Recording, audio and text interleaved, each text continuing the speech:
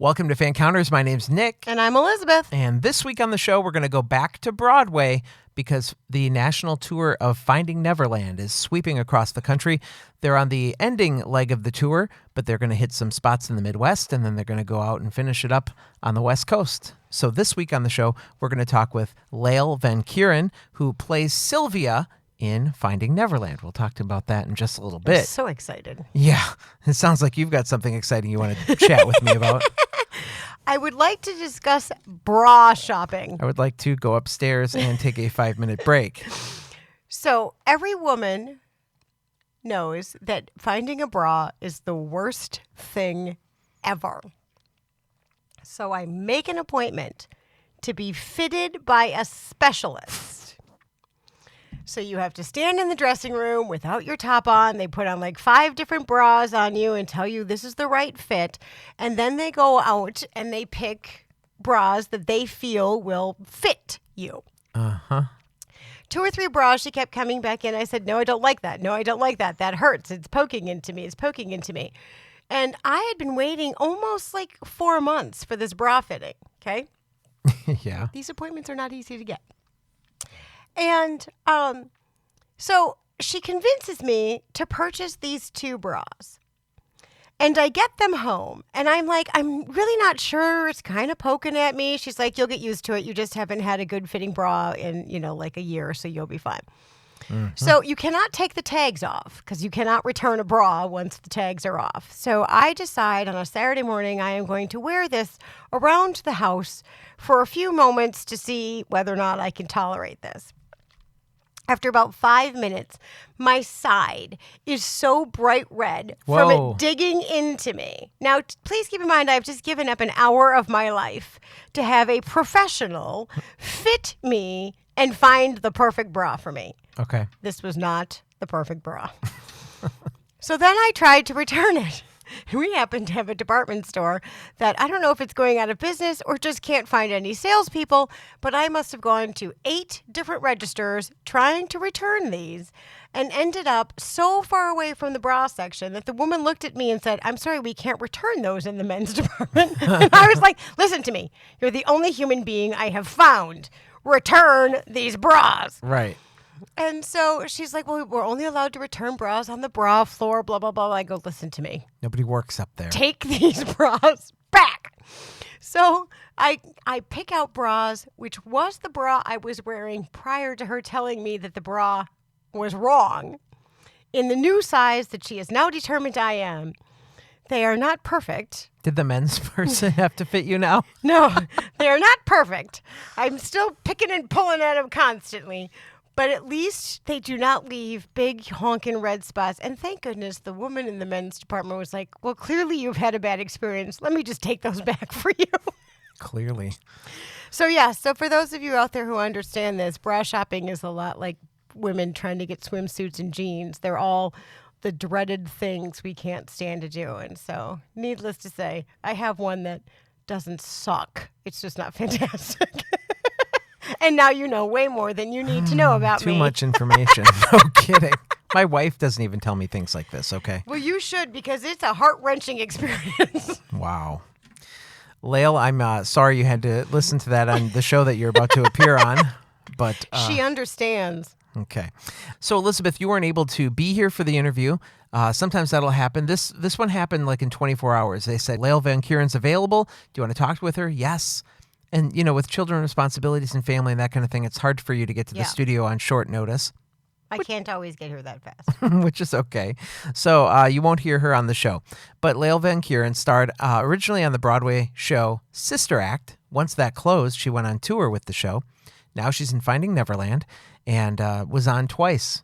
She was Mrs. Jones originally, left the show, came back as Sylvia, who's the lead. She plays opposite the main character, J.M. Barrie. And J.M. Barrie's the one who wrote Peter Pan. Right. So after this interview is over, Elizabeth and I are going to have a little discussion about the mysteries of Peter Pan, and I'm going to ask Elizabeth the same question I'm going to ask Lael as to what she thinks happened with the true story behind J.M. Barrie. You'll know what I'm talking about in just a few minutes. Coming to you from nowhere near the entertainment capital of the world, this is Fancounters, the podcast. You're amazing. You need to come to Hollywood. I'm going to make you famous. There was this mob of people, and they're screaming my name. Crazy fans. Stop following me. Don't come around my house. If you do, the cops are going to be at yours.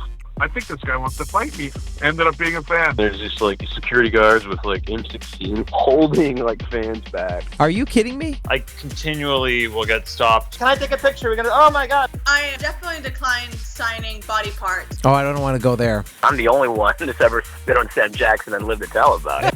That's why we call it Fancounters. I don't think you're going to last on the air very long. Thank you for agreeing to be on the show. We really appreciate it. Oh, my goodness. My pleasure. It's so good to be here. So as we mentioned in the opening, you're currently on the national tour of Finding Neverland, and you're playing Sylvia. So when the tour launched back in 2016, I saw that, did you start out by playing Miss Jones and then leave the cast and come back? I did, yes. I was the understudy for Sylvia and Mary Berry, Mrs. Du Maurier, and Miss Bassett. And yes, I played Miss Jones, who is just a lady in the ensemble. And then I did the first 8 months of the tour. And then I came back and they wanted me to be Sylvia, so here I am. Is it pretty common for them to switch out the leads? Like maybe people have to leave for various reasons. Is that common? It all kind of has to do with your contract. And I know the incredible actress who was playing Sylvia before me, her name is Christine Dwyer. She's getting married, and she, signed, I think, a year contract, and then she said, okay, back home to, kind of what I did, back home to see what other jobs are out there and, to spend some time with her fiancé, and that's typically what's done. And in the ensemble, you usually sign a 6-month contract, so you're not as locked in as, say, a principal who usually signs for a year. Okay. Do you live in New York City then? I do, yes. I moved to New York when I was 13 years old to go to a performing arts middle school and high school. So, yeah, I've lived there for quite a long time now. I call New York home. Let's talk about Finding Neverland, the show, which I'm really excited. It's coming to our city, Milwaukee, next week. So Sylvia's the widow and mother of 4 boys, and they are the ones that inspire the writer, J.M. Barrie, to create Peter Pan. So what do you love most about playing Sylvia? I mean, you just summarized that perfectly. Yes, it's really fun to play a mom. It's my first time playing a mother on stage, and there are 6 children in the cast between the ages of 9 and 12, and 4 children that you'll see on stage every night, but 6 boys total, and they rotate. They each know about 3 roles apiece, so for a matinee, they might be on for one character, and for the evening show, they might be on for another. And I get to play their mother, and I love that. And I love just the character of Sylvia too, because she's such a heart first person, and like you said, she really does, I think, inspire J.M. Barrie. She and her children to come up with one of the most beloved tales of all time. Did you see the 2005 Johnny Depp, Kate Winslet film, Finding Neverland? I did, and it might be that long ago that I saw it, but I do remember seeing it, and it had a huge impact on me. I just remember thinking that the movie was so beautiful, and, I think there's such a fascination, too, with, how something comes to be, like the story before the story. And I think that's what's so special about that movie, and also what's so special about our musical. How alike do you think the portrayals of the J.M. Barrie character and the Sylvia character from the film to on stage, how similar do you think those are from what you remember? You may not remember. That's the thing. Yeah, I saw it so long ago, and I actually chose not to rewatch it just because I didn't want to be, too swayed by the brilliance that is, Kate Winslet. I wanted to, kind of find my own version of this character. And, but from my memory, I think it's very similar. I think the main difference is that we're a musical. So, instead of just a straight play, we further the plot through this beautiful score by, Gary Barlow and Elliot Kennedy. And we have choreography. We have some of, I think, the best dancers in the industry in Finding Neverland right now. Choreography by Mia Michaels. yeah, I think those are the main differences. I believe I read one of your favorite moments in the show is when you're tucking the boys into bed and you have a solo. Can you talk a little bit about like the preparation for that's your moment and, to make it special each and every night, even though you're going out there night after night, keeping things fresh and maybe just talk about some of your favorite moments in the show. Oh, absolutely. And yeah, I've answered this question before, and it's so funny because it changes. So yeah, some nights definitely my favorite part is it's called Sylvia's Lullaby, and she gets to tuck each of the boys into bed, and it's staged in such a way that I get a little special moment with each child.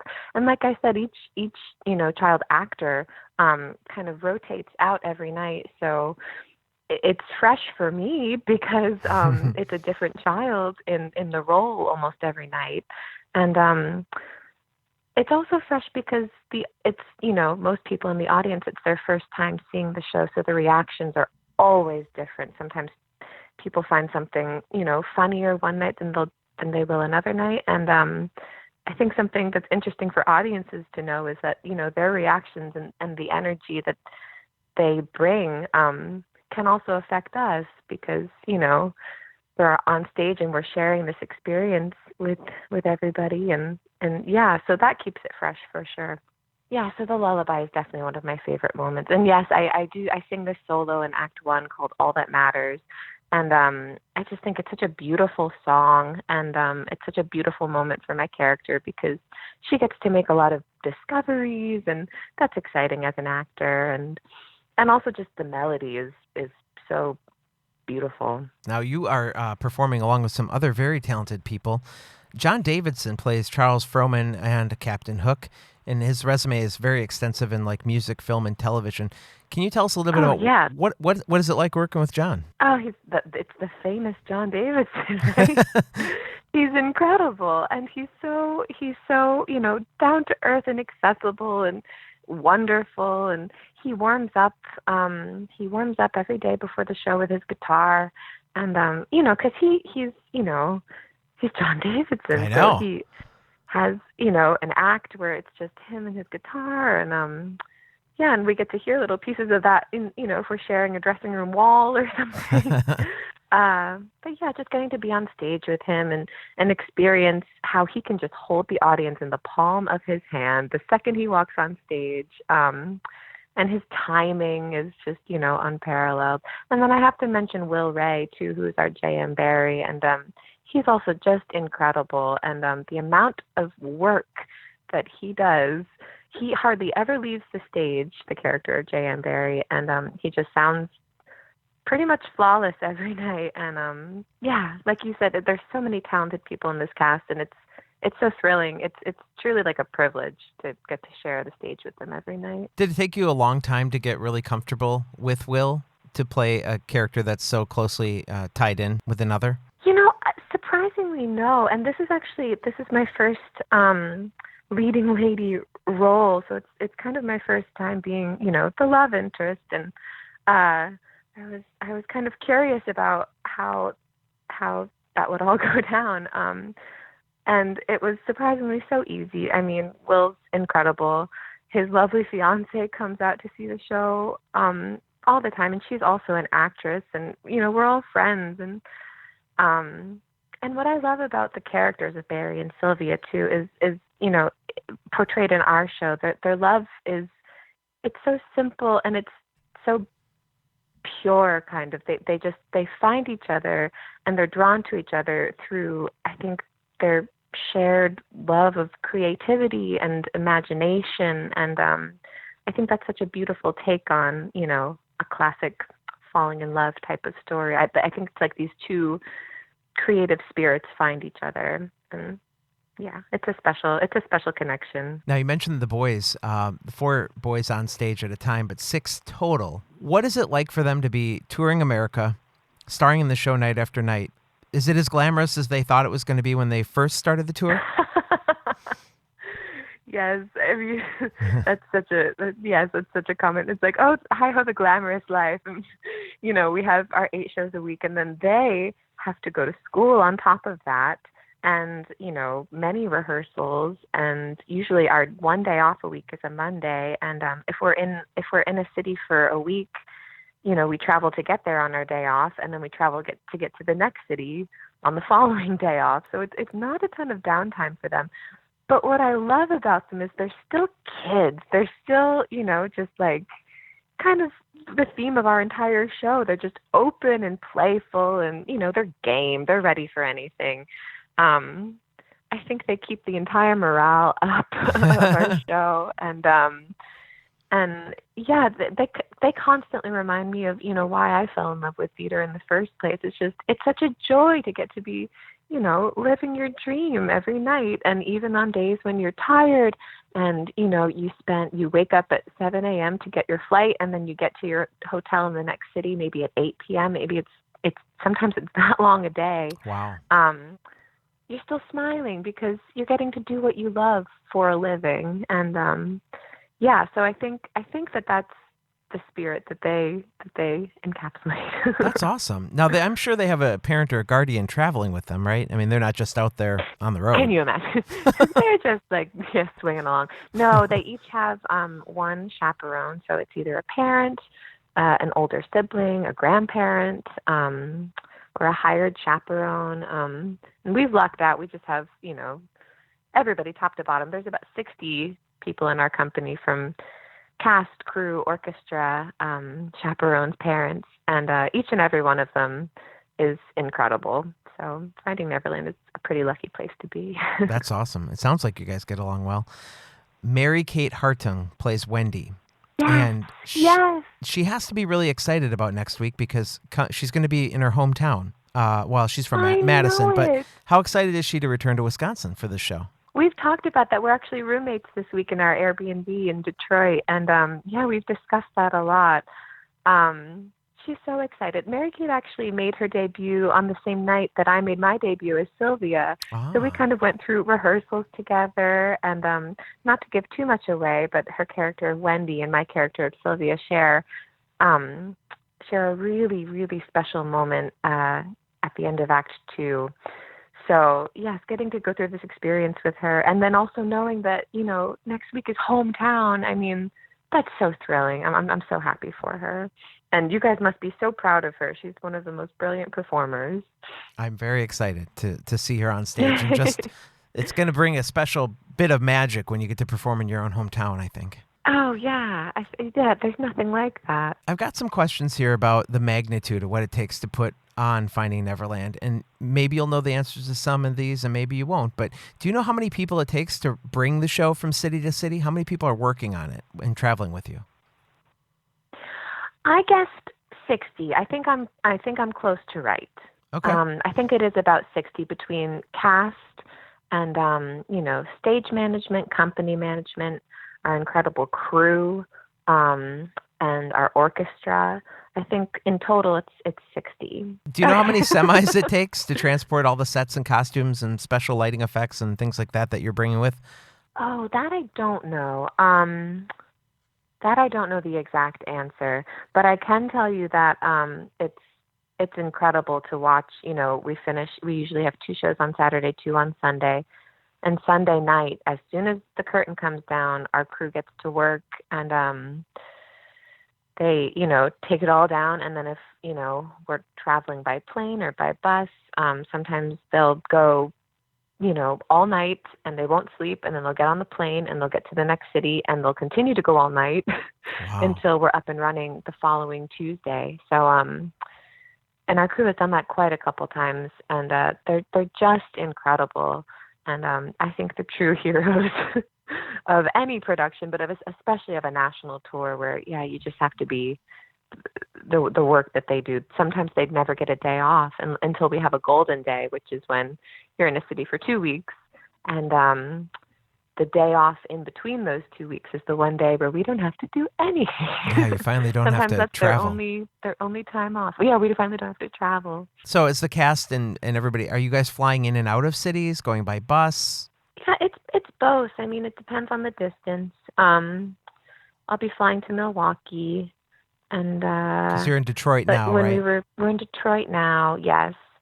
And and depending on the distance, if we're closer, then sometimes we actually prefer to take a bus because flying can be a lot, and being at the airport, and especially it's cold and flu season, and it can get so dry. So especially for singers, but for dancers also, it just the travel days can kind of wreak havoc on your body. So sometimes even just getting to be on a bus is almost a little better, but it certainly takes less time sometimes when you get to fly. Like you can't go from San Francisco to No. Chicago by bus. Right. The schedule does sound brutal when you are performing and you have constant performances and stuff. And you're still rehearsing, right? We do have understudy rehearsals, and we'll have put-in rehearsals if we have a new cast member joining us. And we have dog call because we have 2 dogs in the show actually, and so many times during the week we'll have a dog call. It's usually only about 15 to 20 minutes, but it's to rehearse, the different tricks that our 2 incredible dogs do in the show. And yeah, so it's, there is always rehearsal and maintenance and that type of stuff just to keep it, the best version of our show, the show that we rehearsed way back in New York, like you said, in 2016. We still want to be putting on that show for audiences every night. So are you getting any time to sightsee any place and have any cities stuck out as one you enjoyed being in so far? Well, I've been to Milwaukee before. A lot of these cities I haven't played before. I played Milwaukee before, and I'm really excited to come back because I just remember loving it. Even though the last time I was there in February too, so it's quite cold. Yeah, you have to come in the summer when there's actual nice weather out. That's how I feel. I'm like, I wish I could go in the spring or the summer. But no, I again, like I said, I love Milwaukee. I'm so excited to be there. I have a hometown friend. I grew up in New Jersey before I moved to New York. And one of my dearest old friends from New Jersey lives in Wisconsin now, so I'm going to get to see her. And as far as sightseeing, yeah, I mean, we took in, we're in Detroit right now. We took in the Motown Museum yesterday, so we got to see Hitsville, USA, and, awesome stuff like that. And yeah, cities that have stuck out. I love Chicago. I really enjoyed Schenectady, like places that you wouldn't expect. Where is sometimes that? Are just the most fun. I know. Who's there? Schenectady is in upstate New York, and it's just such a beautiful little old theater, and the area surrounding it was just so charming. And yeah, so that's another one. I mean, as grueling as tour can be, it's so exciting to get to see all these places that when else would I ever get to go to Milwaukee and see my friends and go to San Francisco and places that I've never been before. Well, and to do it on somebody else's dime. That's pretty cool too. I know. You get paid Someone's to be there. traveling me there. I know, they're paying me to go to museums and see my friends and family that don't live in New York. That's so cool. Yeah. How long do you guys spend, or maybe you and specifically, since you'll know about your situation the most, how long do you spend in hair and makeup before a show? It's less even hair and makeup. It's more, I like to get to the theater. So say we have an 8 o'clock show. I usually like to be at the theater by around 6:30. I take my time with my makeup, and hair is pretty easy. We have our brilliant Jillian Floyd, who is our head of hair, and she gets to put my wig on me every night because I'm a principal. I just feel very pampered by her. But I like to get to the theater early so I can do, a full body warm-up, a full vocal warm-up, and just really kind of ready myself for that evening's performance. But yeah, the makeup is, just kind of classic. It's, we're set in 1903. We do have pretty awesome eyelashes, but, I don't think they look too extreme from the audience. Okay. It is, on stage. But yeah, I hope that answers it. It does, yeah. You mentioned like the dog. I didn't know about the dog, but is there anything else the audience should watch for when they're in the audience for this production? Definitely watch for the dog, although you can't miss the dog. Right. Our dog's name is Sammy. In the show, his character's name is Porthos, but his name is Sammy. And then we have an understudy dog named Bailey, who has not gone on yet, but he's waiting in the wings for his opportunity. But both dogs are incredible. I think audiences can just expect had a beautiful night at the theater. Most of the time people hear Finding Neverland and they think Peter Pan and they think, oh, that's a kid's show. But there's even a line in our show that says it's not a play that's just for children. It's a play for everyone. That's J.M. Barrie saying that about Peter Pan, but that's also me saying that about Finding Neverland. You'll see, people of all ages in the audience, and I think it really is a show that you can bring your entire family to. And I think that's rare in this day and age to have a show that, someone can take something out of no matter what age they are. My kids want me to ask you if Tinkerbell will be making an appearance in the show. Tinkerbell is definitely making an appearance, and I'm not going to give it away, but yes, there is a special Tinkerbell, many special Tinkerbell appearances. Yes. All right. I'm so excited. I did a lot of reading about James Matthew Barrie, who ended up getting custody of Sylvia's children after she died of lung cancer. Now, according to the story, Sylvia wrote a note that asked the boys' nanny, Mary, and her sister, Jenny, to care for the children. But rumor has it J.M. Barrie changed Jenny to Jimmy so that Sylvia's mother would think that she was supposed to care, that he was supposed to care for the children. So my question to you is, do you think he intentionally did do this, or was it a convenient accident that she interpreted the note that way? Oh, gosh. Ooh, I don't know. I know that, history, it's very much up to interpretation at this point because, there are speculation and rumors. And I know in our production, it's definitely the intentions are pure. So yeah. I really can't say what really went down. What do you think happened? I don't know. I spent a lot of time reading it. I think the intentions were pure. Either way, the children became his to care for. So, if he's fond, if you're fond of the children and the mother's not there anymore, and you want to be a part of their lives, I could see him intentionally changing the note. I guess that's where my opinion stands. Yeah, I think I would be of that opinion too. Yeah, and especially in our telling of the show, it's joint custody between Sylvia's mother and himself. So that is an interesting thought, though. I hadn't even ever thought of that. That's what I get so wrapped up in research for these interviews, and then stuff like that comes across, and it's like, now I want to know more, so I really can't wait to see the show. Oh, I'm so glad. Yeah, I hope you enjoy it. And I'm sure, you'll be thinking about that now at the end. Yeah, I will. So it looks like the current tour wraps up in Tucson at the end of April.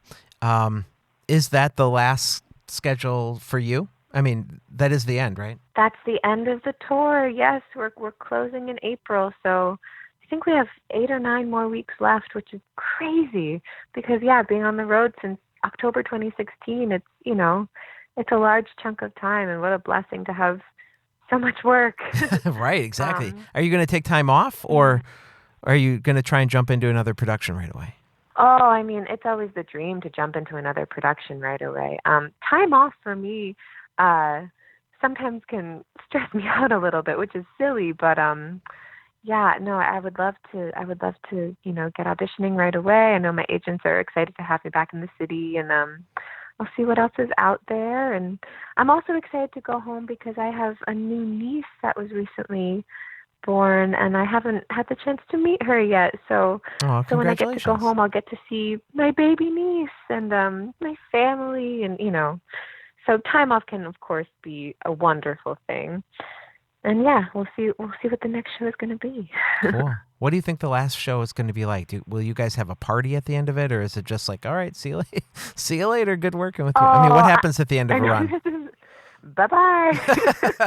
I think there will definitely be some sort of a celebration. Yes, it's like I said, it's been about 1.5 years that we've all been together, and our producers, I think, are just so lovely, and I think we'll have some kind of a goodbye celebration. And I think the last show will be emotional, to say the least, because it's already an emotionally charged show. So the final show. I can't even think about it yet. I know. And I always wonder what it's like for performers, and I'm even thinking of these kids. They're on tour for all this time, and now May's going to come. They're going to go back and maybe finish out a school year at a school or something. But to go from audience celebration to just like, hey, I'm going to the grocery store and nobody cares, it's just got to be weird psychologically that you have been embraced for so long and all of a sudden you're back in regular life. And I think what's exciting for them though also is being with their siblings again, if they're with one parent on the road, getting to see their other parent. That's true. And they're 9. They're going to get to go back to school and see all their friends and their teachers. And I think it, of course, will be an adjustment. And this is our second kind of round of kids. We had our first group leave, I think in the summer of 2017, and it was so hard to say goodbye to them. But they're thriving. They're back in school and with their friends and their family. Some of them are doing other shows, and I think what's very sad though is that we're not all from New York. Especially the kids are kind of from all over because it was a nationwide search for these talented kids. So it'll be really sad to know that we might not see each other for a little bit, but we have a saying in the theater. Whenever someone leaves the show, we say, "Happy trails to you until we meet again." That classic song. Mm-hmm. So it's never goodbye. It's until we meet again. When you said that you were in Milwaukee before, I'm assuming it was when you were on the first national tour of Sister Act. Was that what you were referring to? Yes, that was my first time in Milwaukee. That was my first national tour. So you played Sister Mary Robert. What memories stick out in your mind about that tour? Gosh, the tour was so special, and getting to play that role was so special because I understudied her on Broadway. So I did, the full Broadway run from opening to closing. And the day after we closed on Broadway, we started rehearsals for the first national tour. And kind of similar to my experience with this show, I got bumped up to playing Sister Mary Robert for the tour. And yeah, getting to leave New York, not for the first time, but definitely, for the first extended period of time. I did that tour for a year and see these places that I'd never been before. And it was such a special time. I'll always hold that show in a special place in my heart. Very similar to Finding Neverland. They're both special shows and very different. Does the touring experience, is it pretty much the same no matter what show you're on? I think it's kind of what you make of it. If you're able to give yourself some structure, some people like to find an Airbnb in every city so that they can have a kitchen and they can cook. Some people, we usually have a gym deal in every city. So as long as you can find your gym or find, a yoga studio or, just something to give yourself some structure. And like you said, getting to see the special places and take in, the special sites. In that sense, I think that, tour can be pretty similar no matter what show you're doing because similar in the best way. I don't mean to make it sound boring. But yeah, so I think my time on my first tour has been pretty similar to my time on the Finding Neverland tour. I always wondered, when facing the prospect of working in a touring company of a Broadway show, and we've talked, you mentioned before, it's nice to have work. So I know that the competition is fierce. But do actors readily agree to travel, or do ones that prefer to stay back in New York and look for opportunities actually on Broadway? I think it depends. I think it depends on how many tours you've done. Okay. Some people, have done 6 national tours, and if they're offered a 7th, they say nope.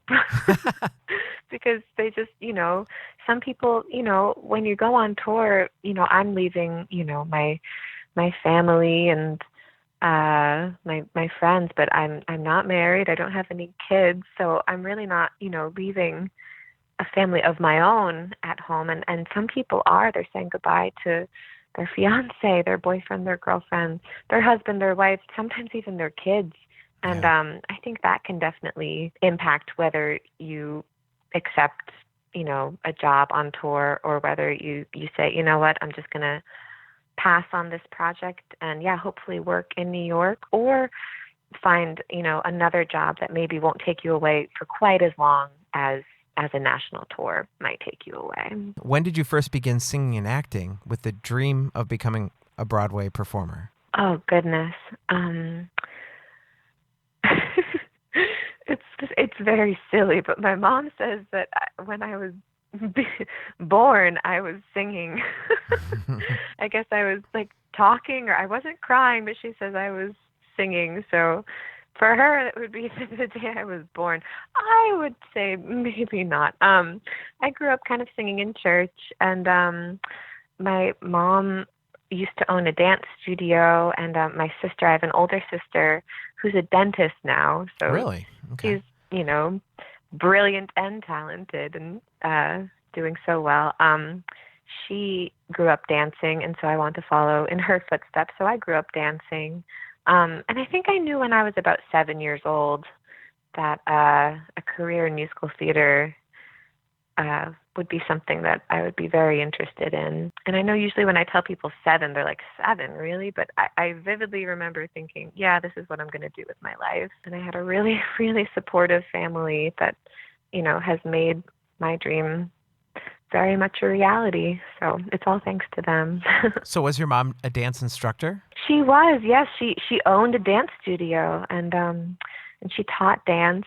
And then I think after I was born, my father is also a dentist. So after I was born, I think it just became wise for her to give it up and raise me. Okay. I'm not really sure how it all went down. Oh, but, so you weren't dancing at her studio? No. Okay.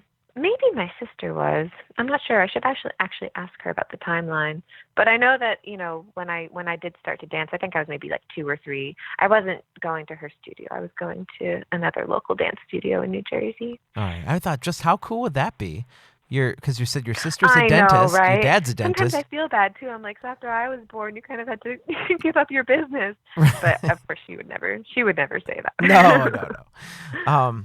But that would be so cool. I mean, I'm sure she was still giving you instruction at home, helping perfect your skills and trying to make sure that you had... Surprisingly, no. Really? Yeah, my parents are not really like stage parents at all, which has been kind of awesome, honestly. They're just like, and my mom has a great eye, of course, because she's a dancer, so she has the dancer eye. But no, they're just like incredibly supportive. And they just, they would just want me to be happy. And, even when I moved to New York with my mom when I was 13, she always said, if this is ever something you don't want to do anymore, just tell me. And, you don't, it was never like a pressured situation, like, we got to get you on stage, kid. Well, I think that is always the right way to parent. My girls actually just told me, we want to take a break from gymnastics. Okay. Sounds good. Exactly. Not a big there deal. You go.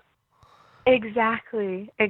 Yeah. They really gave me the freedom to know that, because as you said, this business is fiercely competitive, and they gave me the freedom to say anytime I wanted out, I had that choice.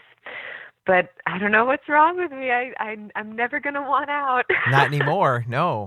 Well, I'm in for life. I think once you have that bit of success, it's kind of, I hate to say it like this because of the situation America's in, but it's like a drug. You just want more of that feeling that you get when you're on stage and you're being successful and you're getting applauded every night.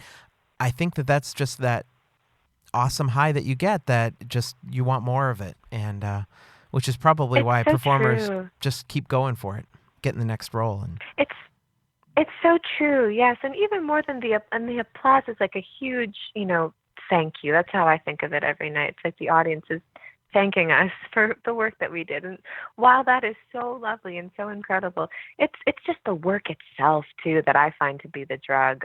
Even more than the success, it's the art form, and it's just the work itself. It's getting to really throw myself into whatever character I'm presented with, and ensemble, principal. It really is kind of like, it comes as natural as breathing after a while to just be up on stage and, getting to put on a show. It's, like you said, it is kind of like a drug. So the hook of our show for Fancounters is about fan experiences. And I don't know how active you guys are at what they call the stage door, where you can meet fans, but have you had any experiences with fans since you've been on this tour? Absolutely. And I haven't really come to expect that, but it's been so lovely. And we are very active with our stage door. We come out the stage door after every single show, even matinees. And yeah, the people that we meet, that's another awesome part of this job, is all the people you get to meet. We get so many fan drawings and gifts and cards and letters, and the list goes on, and it always, kind of brings tears to my eyes, because it's such a lovely thing to witness, and to see that we are in fact affecting people in such a positive way. It's exciting to get to see. Does any card stick out in your mind? Yes, the cards are always so incredibly complimentary, and yeah, like you said, it's usually someone that loves Peter Pan and loves Finding Neverland, and sometimes it's someone's first experience seeing a Broadway national tour, and those are always the really exciting moments where you get to know that you're the first, because I think if you're into the arts, if you're into theater, you'll always remember your first experience sitting in a dark theater and seeing a Broadway show, seeing a Broadway national tour. And so knowing that, that Finding Neverland could be the first for countless people has really, been an incredible thing to realize. Do you sometimes have fan mail waiting for you when you arrive at a new theater, like that people maybe have mailed in ahead of time? Sometimes, yes, and social media plays such a big role in today as well, and so I try and be as active as I can. I'm not on my device a ton, but I try and post on Instagram once in a while, and so I'll even get a lot of messages. Little direct messages or comments on a picture or something on Instagram of people, kind of saying kind of what I've said, how incredible the experience was, especially with Finding Neverland too. I found that, and I think we've all dealt with loss before, sadly, but especially if someone has lost a parent or lost a loved one recently, and then they do come and see Finding Neverland, I've heard before that it's almost a cathartic experience, and that, of course, is incredibly emotional to hear if someone's telling that to you face to face or to read. So you also have some TV credits listed in your bio, and they include appearances on The View and Good Morning America. Were those appearances in promotion of a show you were doing at the time? Yes. So when I was doing Sister Act on Broadway, we had a ton of press for, the morning shows, and, Whoopi Goldberg was a huge part of our process. She was, coming around the theater all the time. So she had us on The View twice, I believe. And, we got to meet Jimmy Fallon. We got to, when he was doing, not the Tonight Show, but the Late Night Show. Right. Jimmy Fallon. And Wendy Williams, she was a trip. And then, we made it all the way to the Tony Awards. So it was all just these really cool appearances and performances that we got to do with Sister Act. Did you have direct interaction with Whoopi when she was making sure the production was how she saw fit? Yes. We were directed by Jerry Zach, so it was very much his production. But she would stop in for rehearsals, and she was there for our dress rehearsals and our first preview, and she mainly just came in to check in, see how we're doing, okay. and offer words of advice, words of support. Yeah, she was just awesome. What's it like going from being on stage without cameras to being on these shows with cameras? Is it a little bit more nerve-wracking for you, or? I found, especially even doing press for Finding Neverland, it's such a different world, especially the morning news shows. It's very different because, as you said, there's cameras instead of an audience, and it's just different energetically. It's a totally different beast. I love it. It's fascinating to me. Well, I was going to say, would you like at some point to get into television and film, or are you really a on-stage performer? Oh, listen, work is work. I would never say No, I'm just a stage actor. Not that there's anything wrong with people that do say that, but I think in this day and age, I don't know of many people that that act that way. Actually, I think, yeah, as I said, work is work, and yeah, if an opportunity for a film or a TV show came along, of course, I would love to take it. And same goes with any other type of theatrical work that might come along. All right. I figured that answer was going to be the case. But... Oh, yeah. I find that as long as it's, as long as I'm telling a story that I want to be telling, that's the only time that I'll get picky with the work I choose to do. As long as it's a good story, because at the end of the day, we're storytellers. So as long as it's a story I can get behind, the character I can get behind, then I am all in.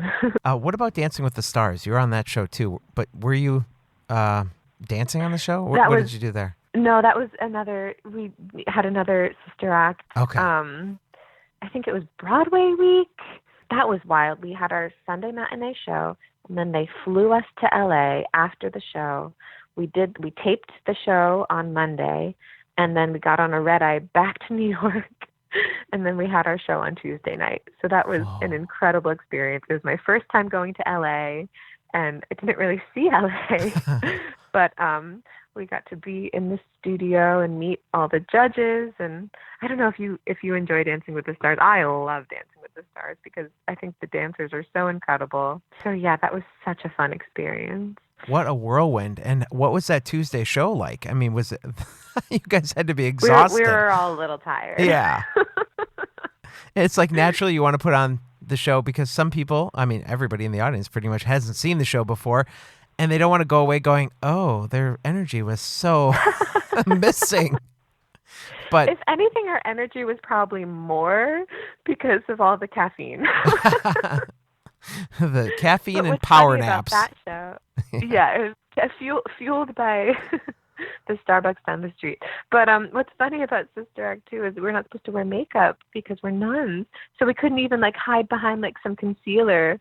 So we probably all just had some dark circles, but wide eyes, and we were raring to go. What, don't you have to have makeup for the lights and to not be so washed out? It depends on the show. Surprisingly, it depends on the show. We were instructed not to wear makeup for that show because with our costume pieces, it was a lot of white. Yeah. So if you're wearing foundation, it would smear off onto the costume. So we were instructed not to.